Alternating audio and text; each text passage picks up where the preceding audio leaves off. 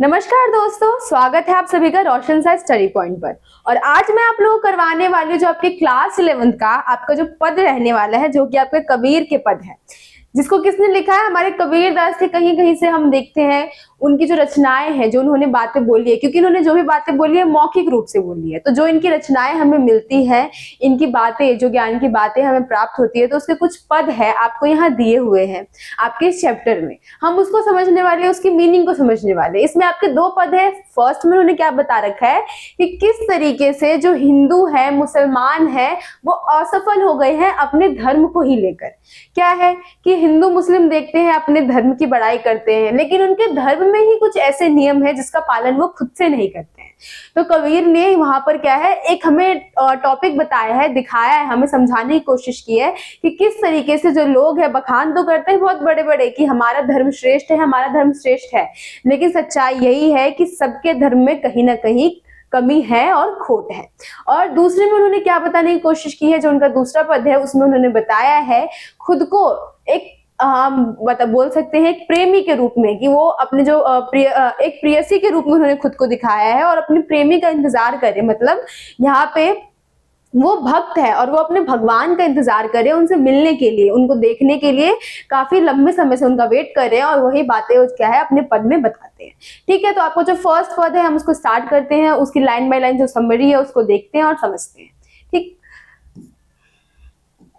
तो यहाँ फर्स्ट क्या है, अरे इन दोहु राह न पाई, हिंदू अपनी करे बड़ाई, गागर छुवन न देई, वैश्या के पायन तर सोवे, यह देखो हिंदुआई, मुसलमान के पीर औलिया मुर्गी मुर्गा खाई, खाला केरी बेटी ब्याहे घर ही में करे सगाई, बाहर से एक मुर्दा लाए धोए धाए चढ़वाई, सब सखियां मिल जेवन बैठी घर भर करे बढ़ाई, हिंदू की हिंदुआई देखी तुर्कन की तुर्काई, कहे कबीर सुनो भाई साधु कौन रहा है जाई। तो इसमें आपने देख रहे हैं कि किस तरीके से पूरे ही आपका जो पद है उसमें उन्होंने बताया है कि हिंदू अपनी बड़ाई कर रहे हैं अपने धर्म की, और जो मुसलमान है वो अपने धर्म की बड़ाई कर रहे हैं। हम पहले के टाइम की बात करें तो ज्यादा धर्म थे नहीं, हिंदू मुस्लिम जो मेन धर्म हम उनको मान सकते हैं वो थे। तो क्या है, हिंदू धर्म से हमने देखा है बहुत सारे जो अन्य धर्म है वो निकले हैं। तो यहाँ पे क्या है, उन्होंने मेन जो रखा है आपके हिंदू और जो मुसलमान धर्म है उनको लिया है। क्या है कि हिंदू बहुत बड़ाई कर रहे हैं अपने धर्म की, वही मुसलमान जो है वो भी अपने धर्म की बहुत बड़ाई कर रहे हैं। वो इधर कह रहे हैं हमारा धर्म श्रेष्ठ है, तो उधर कह रहे हैं हमारा धर्म श्रेष्ठ है। लेकिन यहाँ क्या है कि उनके धर्म में जो जो कमी है यहाँ कबीर ने हमें बताया है। फर्स्ट में उन्होंने क्या बताया है कि अरे इन दोहु राह न पाई। इसमें क्या बोल रहे हैं कि जो ये दोनों ही है इन्होंने कोई भी राह नहीं पाई है। हिंदू अपनी करे बड़ाई, गागर छुवन न दे। क्या है, हिंदू अपनी बड़ाई करते हैं, लेकिन कोई अगर आप देखिए कि हिंदू धर्म में क्या है, हम देखिए तो कितना भेदभाव होता था पुराने समय में, कि कोई बड़ी जाति के जो लोग होते थे वो छोटी जाति को देखना भी पसंद नहीं करते थे। तो यही यहाँ पे उन्होंने बताया कि किस तरीके से हिंदू अपनी बड़ाई तो करते हैं, लेकिन किसी को अपने यहाँ का पानी नहीं पीने देते, या गागर जो है मतलब आपकी जो मटकी है वो भी छूने तक नहीं देते हैं। ठीक है, फिर वैश्या के पायन तर सोवे, यह देखो हिंदुआई। मतलब जो वैश्या है उनके यहाँ पे जाते आप देखते हैं कि जो नृत्य करने वाली वगैरह होते हैं, जो एक हम बोल सकते हैं स्थान, तो वहां पे वही बताया कि किस तरीके से ये लोग जो हिंदू लोग हैं वो क्या करते हैं, वैश्या के पैरों में सोते हैं, यही इनकी हिंदुआई है। ये यहाँ पे उन्होंने हिंदू के बारे में बताया है। ये देखेंगे ये तो लाइन में उन्होंने जो हिंदू है हमारे उनके बारे में बताया है। और सेकेंड यहाँ पे बताया है मुसलमान के पीर औलिया मुर्गी मुर्गा खाए। अब क्या है कि आपने हिंदू धर्म में देखा होगा पंडित होते हैं, संत होते हैं, लेकिन क्या है ऐसे ही मुसलमानों में भी क्या होते हैं, पीर और औलिया होते हैं। ठीक है, जो मस्जिद वगैरह में रहते हैं। तो क्या है यहाँ पे वही बता रहे कि किस तरीके से पीर औलिया है मुसलमानों में, वो भी क्या है मुर्गी मुर्गा खाते, मतलब मांस खा रहे होते हैं। तो ये कौन सी बात हुई कि तुम यहाँ पे हमें ये बता रहे हो कि तुम अल्लाह से बात कर सकते हो, अल्लाह के दूत हो, लेकिन क्या है तुम साथ में एक गलत काम कर रहे हो। इसके लिए हमें भगवान या अल्लाह तो नहीं बोलता कि हमें ये करना चाहिए। ठीक है, तो यहाँ पे उन्होंने यही समझाने की कोशिश की है। नेक्स्ट में खाला जो है, खाला केरी बेटी ब्याहे घर ही में करे सगाई। अब यहाँ क्या है, खाला, यहाँ जो आप बोल सकते हैं जो मौसी है, ये क्या है, मोमडन्स में हम देखते हैं जो मुसलमान होते हैं वहां पे आप मौसी की बेटी से भी शादी कर सकते हो, उसके बेटे से भी शादी कर सकते हैं। तो यहाँ वही बताया है कि ये अपने ही घर में शादी कर लेते हैं। ये कौन सी बात हुई। ठीक है, फिर सब सखियां मिल जैवन बैठे घर भर करे बढ़ाई। मतलब सब औरतें क्या है, एक साथ बैठ जाती हैं और इधर उधर की बातें करती हैं। वही बताया कि हिंदू की हिंदुआइन देखी तुर्कन की तुर्काई। अब इसमें क्या बताया इन्होंने कि ये सारे पैराग्राफ से इन्होंने बता दिया कि हमने हिंदू की हिंदुआई देख ली कि हिंदू का जो धर्म है वो कितना श्रेष्ठ है, हमने वो भी देख लिया, और साथ में क्या है, तुर्कन की तुर्काई। यहाँ पे हमने मुसलमानों का जो मुस्लिम धर्म है उसके बारे में भी देख लिया कि जो बोलते हैं कितना श्रेष्ठ है, लेकिन ऐसा कुछ नहीं है। फिर कहे कबीर सुनो भाई साधु कौन रहा है जाई।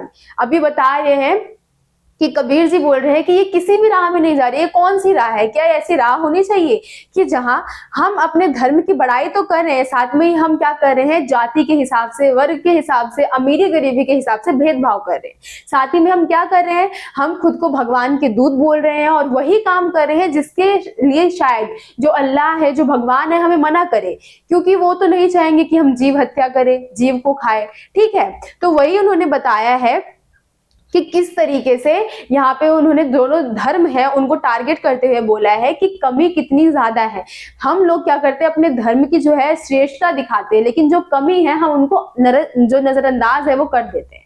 तो यहाँ पे कबीर ने वही बताया कि ये दोनों धर्म के जो लोग हैं वो किसी राह पर नहीं जा रहे हैं, इनकी राह क्या है, खराब है। ये खुद के धर्म की तो श्रेष्ठता कर रहे हैं, लेकिन क्या है, उनके धर्म में जितनी कमियां हैं वो उसको इग्नोर कर रहे हैं। तो यहाँ पे कबीर ने यही बताया है दोनों धर्म के बारे में कि किस तरीके से बड़ाई तो कर रहे हैं लेकिन जो कमी है वो नहीं देख रहे। और यहाँ पे उन्होंने हमें जो कमी है हमारे धर्मों में उससे अवगत करवाने की कोशिश की है।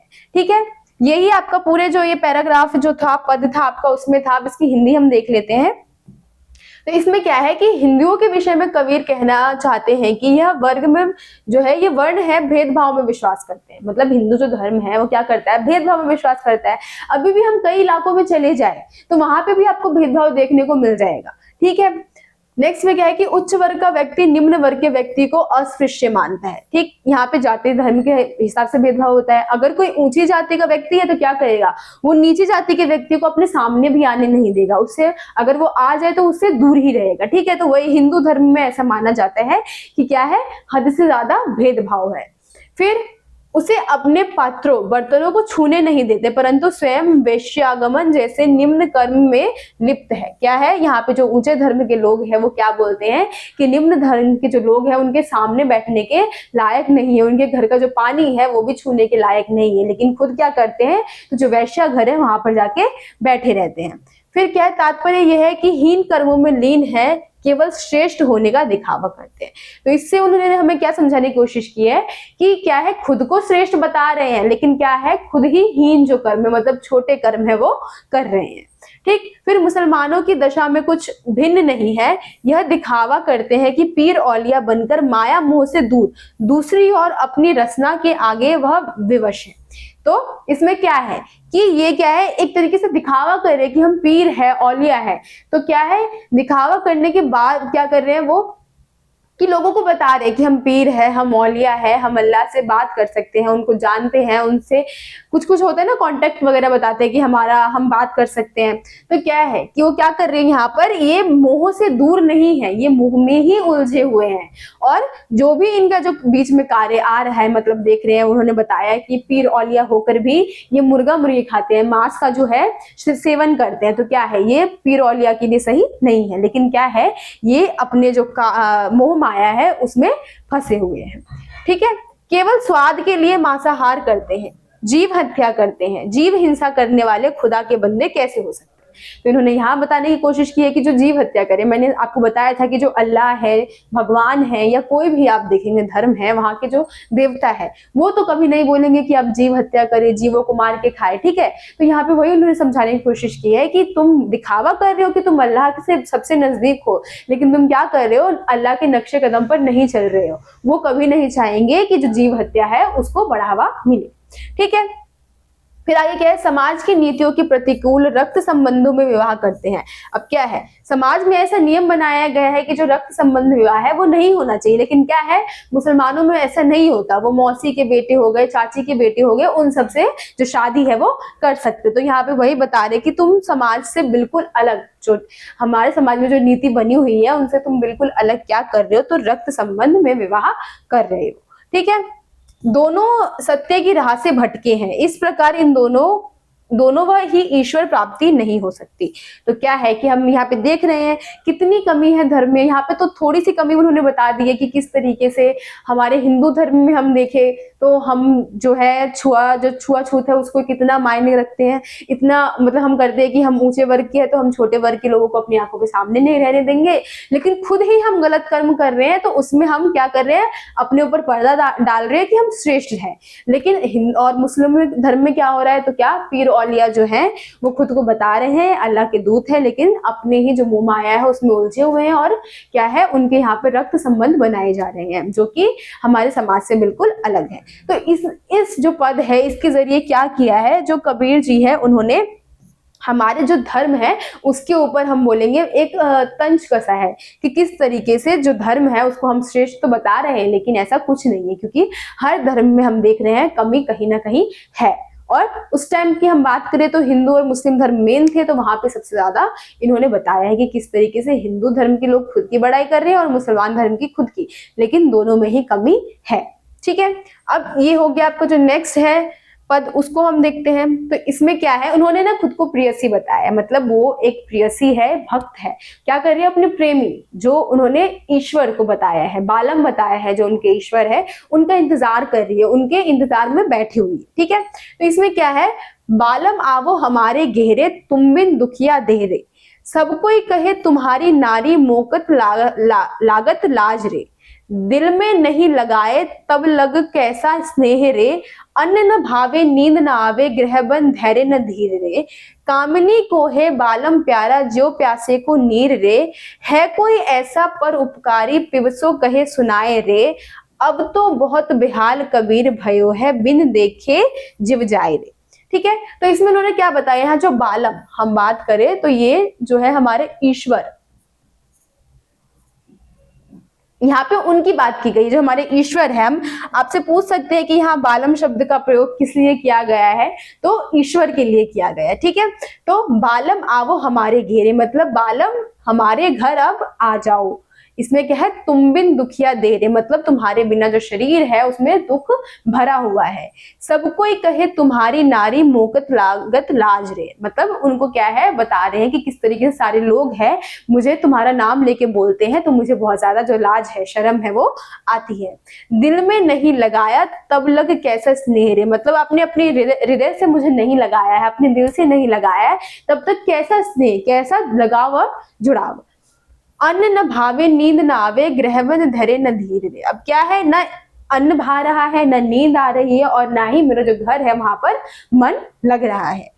कामिन को है बालम प्यारा, ज्यो प्यासे को नीर रे, यहाँ पे क्या है, जो प्रियसी है, कामिन है, पत्नी है, प्रियसी है, प्रेमी है, वो क्या है, उनका मन बालम मतलब बालम के बिना नहीं लगता। उनका जो यहाँ पे कामीन जो आपका वर्ड है, इसमें आप बहुत सारे ले सकते हैं, आप इसमें पत्नी ले सकते हैं या प्रेमी प्रेमिका ले सकते हैं, प्रियसी ले सकते हैं। तो क्या है कि जो प्रियसी होती है, जो पत्नी होती है, उनको अपने बालम बहुत प्यारे होते हैं, जैसे कि जो प्यासे होते हैं, जो प्यासे को नीर पे, तो प्यासे लोगों को जिस तरीके से पानी प्यारा होता है उसी प्रकार से जो कामीन है उनको अपने बालम प्यारे होते हैं। है कोई ऐसा पर उपकारी, पिवसो कहे सुनाए रे, मतलब यहाँ पे बता रहे कि ऐसा कोई भी उपकारी है, ऐसा कोई भी ऐसा व्यक्ति है जो कि मेरे मन की बात है वो कह सुनाए। फिर अब तो बेहाल कबीर भयो है, बिन देखे जिव जाए। अब यहाँ पे क्या है, एंड में बता रहे कि अब कबीर क्या है, प्रभु को देखे बिना बिल्कुल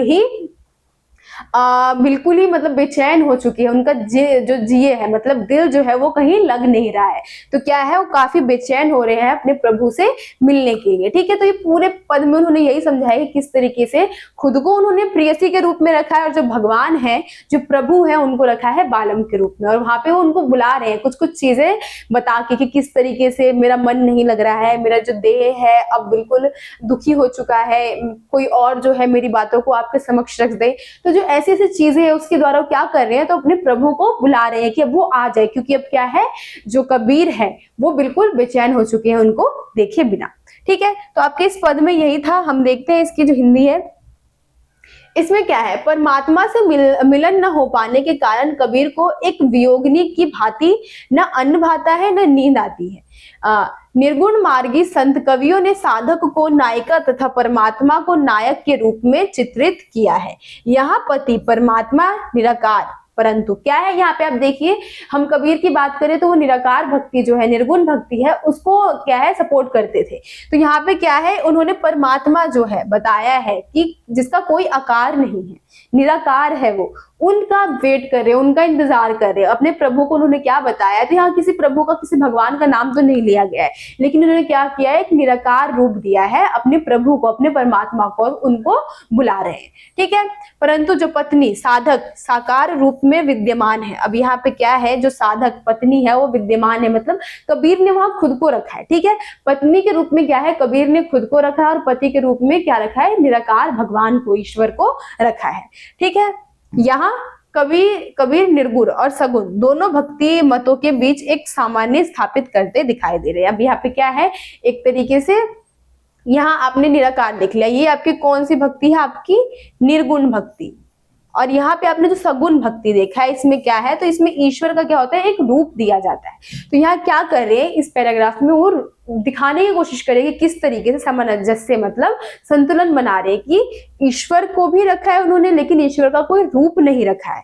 ठीक है, इन्होंने एक पत्नी रखा है जिसको खुद के रूप में लिया है, और ईश्वर को निराकार लिया है। ठीक, तो इस पूरे पैराग्राफ में यही बताने की कोशिश की है कि किस तरीके से निराकार रूप से ही जो कबीर है वो खुद को प्रेयसी के रूप में रखकर प्रभु को अपने पास बुला रहे हैं, उनको अलग अलग जो चीजें हैं वो बता रहे हैं, और कह रहे हैं कि अब वापस आ जाओ, आपके बिना जो हृदय है वो नहीं लग रहा है। ठीक है, तो आपके जो ये दोनों पद है इसमें यही था। आई होप आपको ये जो दोनों पद है आपके समझ में आ गए होंगे। काफी इजी पद थे आपके, और दोनों ही काफी अच्छे थे, तो समझने में आई होप ज्यादा मुश्किल नहीं हुई होगी। ठीक है, अब मिलते हैं आपसे अगली वीडियो में, जब तक के लिए थैंक यू। और आई होप आपको जो पूरा वीडियो है वो समझ में आ गया होगा।